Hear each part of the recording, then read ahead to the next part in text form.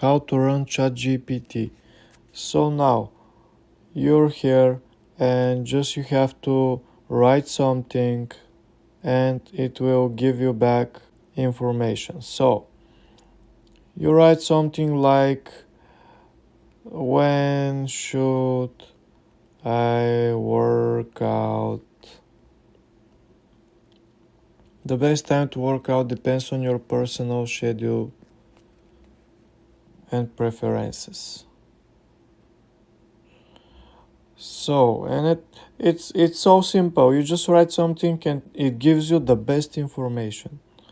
For an example, you can ask something else, even write me a script for Java. And here it just writes you the script. You can do many things on ChatGPT. That's how easy it is. You just write something and it gives you back an answer. So this is the tutorial and thank you very much for watching, guys.